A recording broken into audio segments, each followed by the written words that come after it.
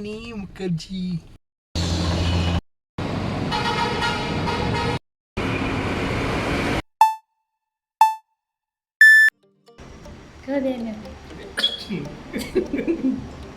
क्यों करे හායි යාළුවනේ අපි අද ගෙන ආවේ ඉරිදා හවස්වරුව ගත කරේ කොහොමද කියලා.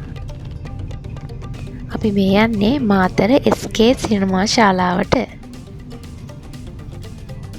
අලුතින් ඇවිල්ලා තියෙන ෆිල්ම් එකක් රාණි කියලා. අපි මේ හයටිය බලන්න තමයි යන්නේ.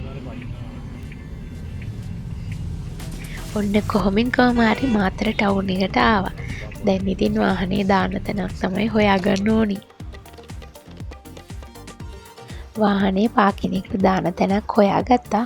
දැන් ඉතින් ෆිල්ම් එක බලන්න යන්නයි තියෙන්නේ.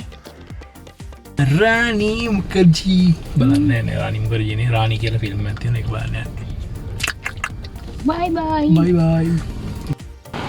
මේ තියෙන්නේ SK සිනමා ශාලාව. ඇතුළට යන්න කලින් බඩට දෙයක්ත් දාගන්න ඕනිනේ.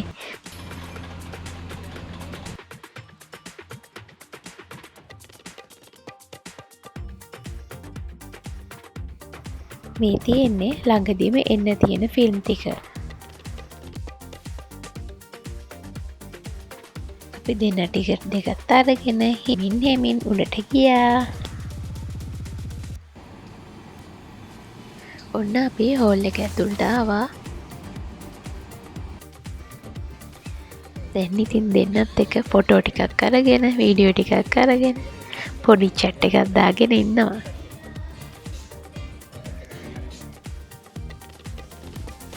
අය ඇතියට පටන් ගන්න ෆිල්ම් එකට අපි වෙලාසන ඇවිල්ලා වාඩි වෙලා බලන් ඉන්නවා. හැබැයි දැන් නම් ටිකක් කට්ටිය එන ගම.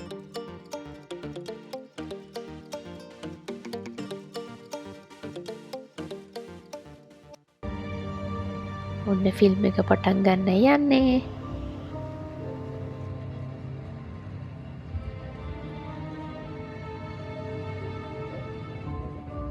ෆිල්ම් එක ඉවර වෙලා අපි දෙන්නත් එක්ක ගෙදර යන ගමන් මොකද ෆිල්ම් එක පිළිබඳව හස්බන්ඩ්ගේ අදහස. අපි ෆිල්ම් එක බලලා ඉවරයි. ඉතින් බලන් යන ගමන්